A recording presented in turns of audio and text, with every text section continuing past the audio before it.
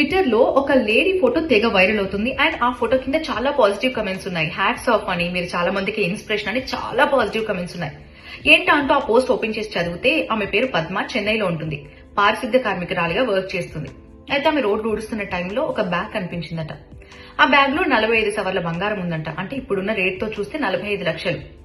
Bag దొరికిన వెంటనే ఆమె ఇంటికి వెళ్ళలేదు, ఎక్కడికి ఆ బంగారాన్ని తీసుకెళ్లలేదు. కనీసం ఆమె అందులో నుంచి 1 గ్రాము బంగారం, 1 కాసు కూడా తీసుకోలేదు.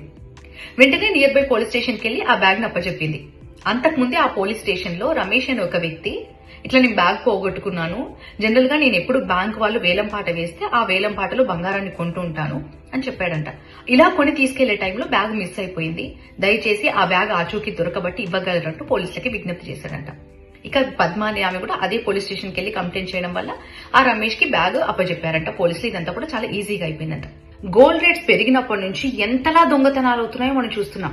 ఇలాంటి ఈ టైంలో 45 లక్షల బంగారం దొరికితే పద్మ అలా తీసుకొచ్చి ఇవ్వడానికి చూసి నిజంగా పోలీసులే షాక్ గురయ్యారట. ఈ న్యూస్ చూసిన వాళ్ళు తెగ వైరల్ చేస్తున్నారు. ఈ రోజుల్లో ఇలా కూడా ఉన్నారా అంటూ, నిజాయితీ ఇంకా బతికే ఉందంటూ, హ్యాట్స్ ఆఫ్ పద్మ గారు, మీరు చాలా మందికి ఇన్స్పిరేషన్ అంటూ. నాకైతే ఈ స్టోరీ విన్న తర్వాత చాలా గ్రేట్ అనిపించింది, హ్యాట్స్ ఆఫ్ చెప్పాలనిపించింది ఆమెకి. ఈ స్టోరీ విన్న తర్వాత మరి మీకేమనిపించింది?